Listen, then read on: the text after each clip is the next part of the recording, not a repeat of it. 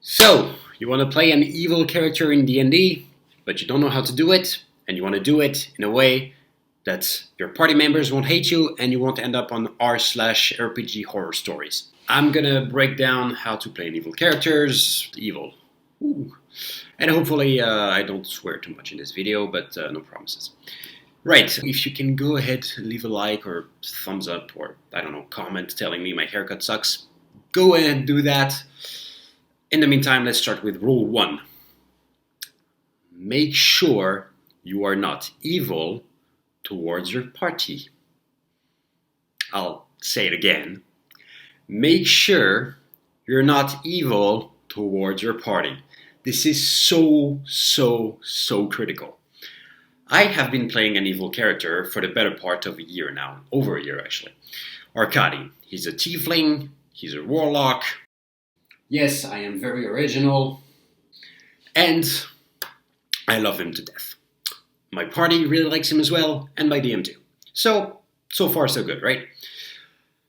The bad part about Arkady is that he's a tiefling that hates all humans and wouldn't mind if they all died. Pretty evil, right? So I made sure, when I crafted the character, to pick a reason for him to be evil that would not hinder the other party members, right? So for example, I was like, I'd like him to be like that, to be evil. And when I chose which race he was going to hate due to his backstory, had to think and look at what the other members of my group decided to play as, and I saw that there were no humans. We were all playing different stuff. There was some Genasis, there were some dwarves, there were some elves, but absolutely no human. So I was like, well, that's great. I'm going to play a character who hates humans. This way, I'm sure that this hatred that he has is not going to be directed towards the party members, right? Sure, maybe I'm missing out on a small opportunity of character development where he realizes that humans are great thanks to a party member, but I'm also making sure that I'm not going to run into arguments with a human party member, for example, where it's just going to degenerate and blow out and destroy the game, right? And then RPG horror story is like, oh my god, I played with this tiefling and he was absolutely horrendous. Blah. We don't want that, right? We play D&D so everybody can have fun, or at least I hope you do. So that's the reason. So rule 1, make sure your character is not evil towards the party. I don't care, even if, let's say he's got another reason to be evil. I don't know, maybe he's an edgy rogue and he lost his parents. Don't go and take it out on your party members. That's my point. Or if you do, make sure you talk to the players beforehand and make sure they're okay with it. For example, you tell them, hey, maybe, 1 or 2 sessions down the line, my character is going to try to steal from yours. I just want to make sure that it's okay with you. Because as much as D&D is a game, and the characters we play are just that, characters, they're not actual people, we get attached to them, right? Have you ever, died and lost a character? First time it happens, it freaking sucks. Over time, it gets better, but, we definitely get attached to them. So having, a character, a person, which, yeah, they're pretty much a person when you play them, right? That you care about, seeing them getting stabbed in the back or stolen from or any of those things, you're not going to be happy about it. I wouldn't be, and I don't expect you to be either. So crucial. Just please don't be evil towards other party members. That's just the key. That's the rule. If there's one rule you don't break, it's this rule number 1, okay? Good. Now, rule 2. Make sure your DM is on board and that the game you're playing reflects or at least accepts an evil character. For example, I played multiple campaigns over the years, right? One of them, we were tasked to go and rescue children. What happens if I play an evil character who goes and murders all the children? Pretty sure my DM's not going to be happy about it. He takes time in crafting a story for us to love, and I just go and is like, where are the kids?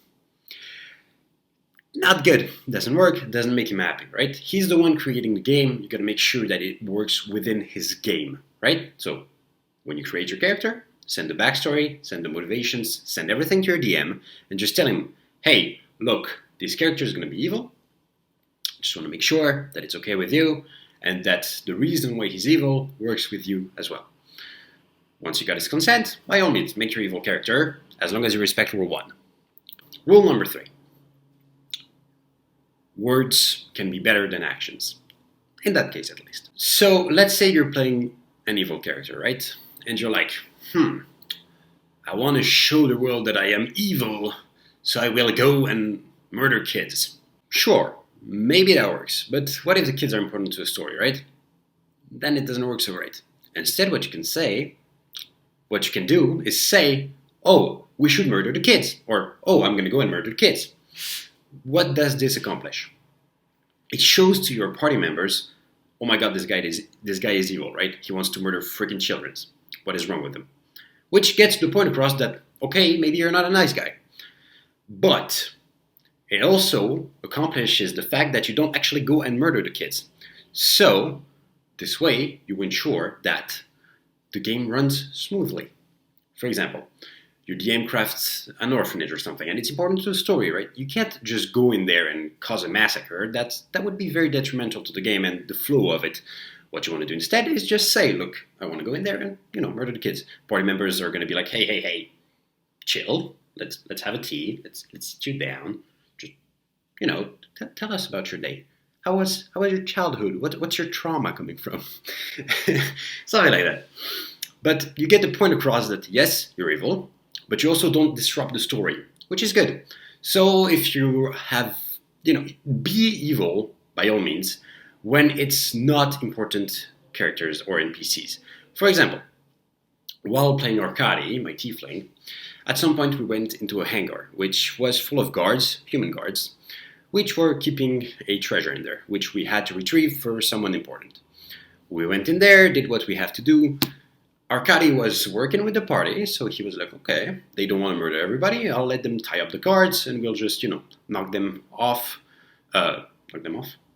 unconscious, and we'll go about our mission. We finish the mission, knock them all unconscious, and then I cast invisibility on myself, go back in the hangar, and slit the throat of every single guard in there. Why did I do that? Well, the guards were absolutely of no consequences, right? They didn't have a name, they didn't have an importance to the story, but it allowed me to play my evil character. It had fun story consequences because afterwards we got a message from a bard who was like, oh my god, terrible news and tragic news. The guards of the hangar have been killed and murdered. Who could have possibly done such a heinous crime? And here I was on the back of my chair. That was fun, right? But they didn't have any consequence, so I could be evil. And it was the fun moment for the party who was trying to figure out, oh my god, what happened? We left them tied up. And you're just like hanging in the back and watching the chaos, right? But it's something that you can do there because they don't matter. They don't have an importance towards the story. And it helps shape your character as well, which, if you're playing an evil character, of course you're going to want to do evil actions every now and then. But when you're not sure if it's an important NPC or something very relevant to the story, make sure words before actions. For example, right now, our party, is in a town which has a mild problem of cannibalism. This town is mostly populated by humans, so Arkady's answer is like, well, they can all eat each other. I don't really care about that. The other party members are like, dude, that's not nice. We should probably do something about it. Which makes sense, right? But then again, shows how evil he is without actually him going and eating people, for example. So yeah, rule 3, words can be louder than actions, unlike in the real world. Rule number 4, why are you evil? I think this one is less important in the sense that, sure, you want to play an evil character just to have fun and be evil, but give him a compelling reason to be evil that will help him anchor himself in the story, make him more of an actual character, and, possible redemption arc down the line, stuff like that. So it's like, look, my character hates humans. Why is that? Because when he was a kid, he lived in a city that was filled with racial tensions between tieflings and humans. Humans went, murdered his mom, murdered his dad. He saw it happen before his eyes when he was 5. Kind of developed a trauma about it. Still doesn't like humans to this day. That's what happened to him. It makes sense, right? And so this way I get to play a character that's evil, but he also has redeeming qualities. So, for example, he's very big on family, right? Because his family was stripped away from him, so now it's something that he holds dear. He's got attachment issues, obviously, because, when you see your family getting murdered, you're probably going to have a little trauma there. It helps flesh out the character and make him more real. So instead of saying, yeah, I'm playing an evil character because evil, which, you can-ish, just go flesh out and think of an actual reason why your character would be evil. They might just worship an evil god, which asks them to go and burn the lands and purify the fallen. Go and worship that god and be the evil prick you want to be. But just make sure the reason has a good story, is coherent, and allows you to make a proper character, which the party can grow to, appreciate the company of. Was 4 tips. So please, please, please, please, if you take anything from this video, it's just rule number 1, do not be evil towards your party. And that's it for me, folks. If you enjoyed the video, make sure to leave a like, subscribe, press the bell, and yeah, that's it for me. If you want more stories about Arcadi or evil characters, I don't know, let me know in the comments. Tell me how ridiculous my explanations were. I don't freaking know. Let me hear from you guys. Have a good day.